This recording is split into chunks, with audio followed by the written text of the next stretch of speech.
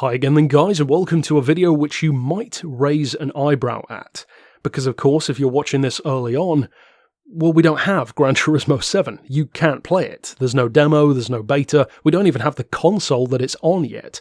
So do I have early access? Have I already played Gran Turismo 7? How on earth am I making a strategy guide when we haven't played it yet? Well, the reason why is very simple, and if you, like me, have grown up with the series, maybe you're in your 20s or beyond, well, then you probably know exactly what I'm going to say in this video as far as my pointers. However, this video is for the people who didn't grow up playing Gran Turismo 1 through 6, and maybe, and I know this is the case for more than a few of you, GT Sport was your first experience of Gran Turismo. This video is especially for you, but maybe even for some of those older players as well, who perhaps need a refresher, let's say. Because here's the thing. A Gran Turismo 7 title, a traditional title as 7 looks like it may be, certainly 1 through 6 had this all in common, is that the game is structured in a fairly similar way. You've got career mode events, missions, license tests, tuning, used cars, new cars. Some things change, but those tend to be the building blocks of the game. So with that in mind, here is my simplified and very effective strategy guide if the game does follow those old-fashioned rules and incentives of Gran Turismo. When you boot up the game for the first time, do what you need to do. Look around the menu, familiarize yourself with the game. The first thing I'm going to do is look in the car dealerships, that's for sure. Maybe look at some of the circuits, maybe even jump into arcade mode and drive a couple of cars. But once you're settled in, don't go to career mode. Don't buy a car unless the game forces you to. Here's what you need to do. As boring as it sounds, take yourself straight into the driving school, which as we used to call it was the license center.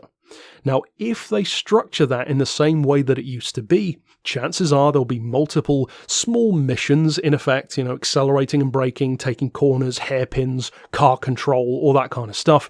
Fairly elementary, most of it. But it's all structured on a bronze, silver, or gold time method. And here's what Gran Turismo does that's great.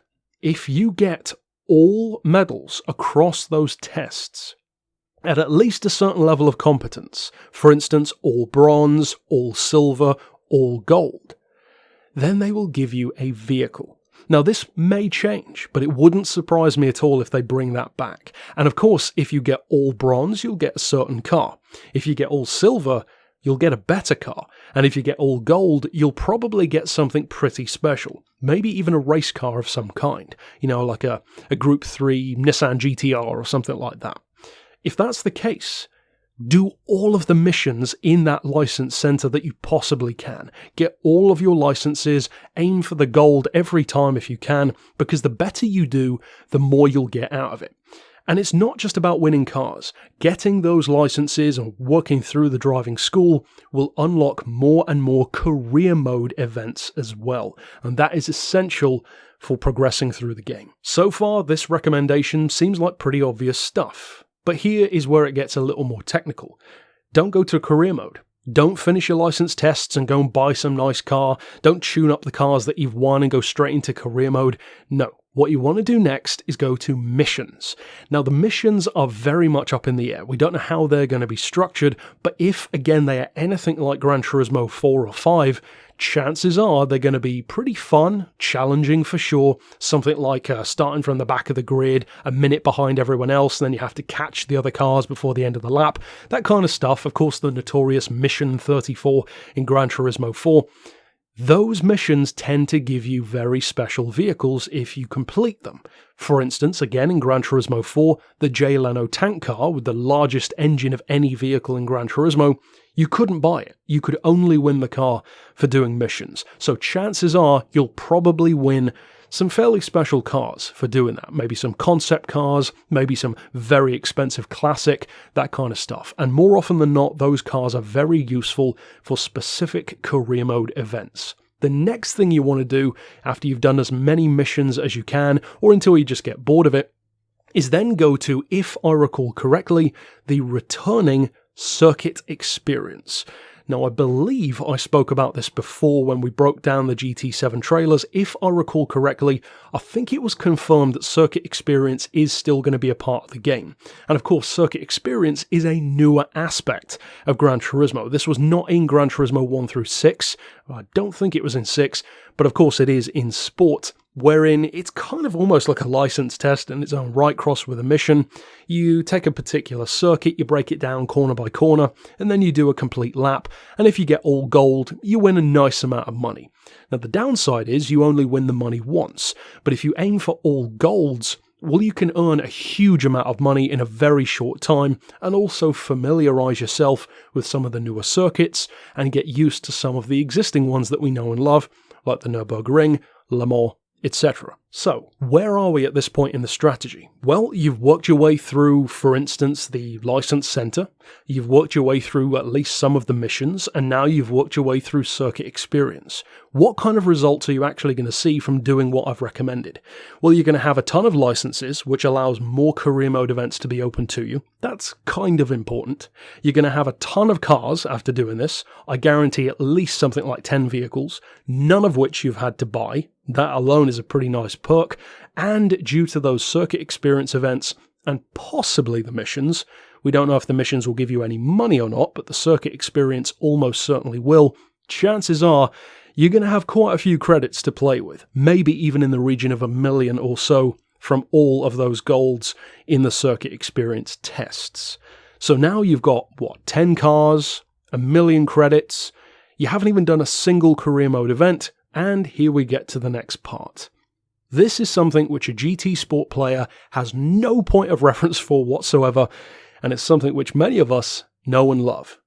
The beautiful thing that is the used car dealership. The used car dealership in Gran Turismo is a wonderful world of bargains, and much like in real life, I love used cars because you can get so much more for the money. And of course, in a game, stuff like warranties, reliability, mileage, it doesn't matter. It's a video game, so you can get cars that are great, potentially, everything from JDM to exotics to some sleeper super saloon for significantly less than the brand new price. And it wouldn't surprise me at all if you see quite a few of the older vehicles, 70s, 80s, 90s stuff in those used car lots, especially JDM stuff.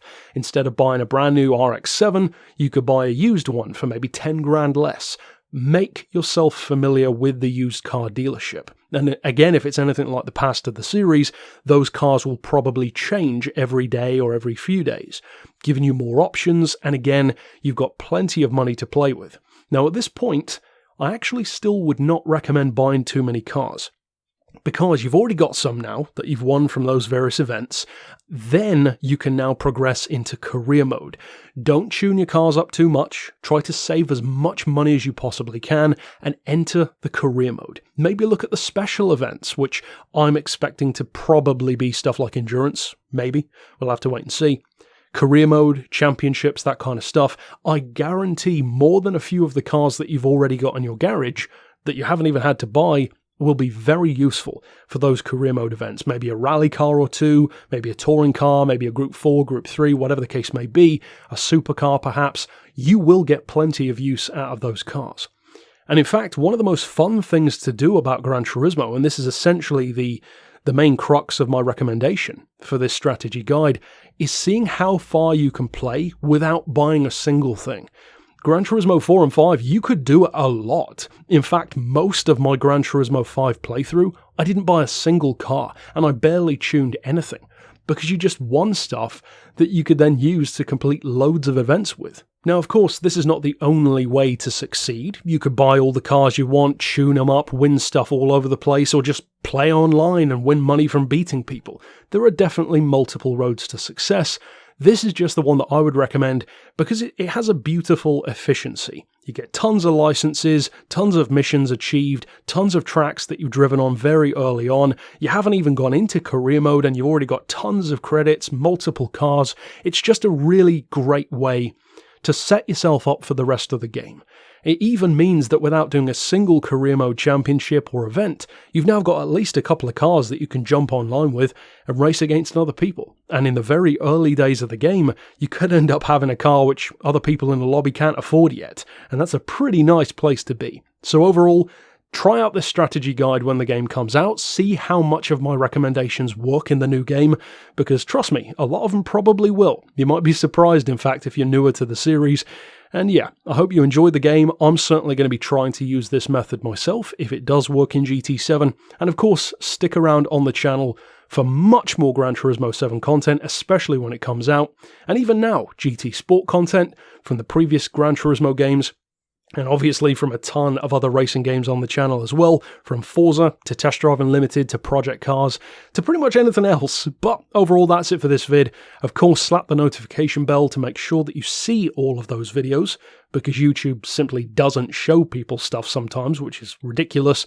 And until next time, I'll see you then. But for now, as always, thanks for watching.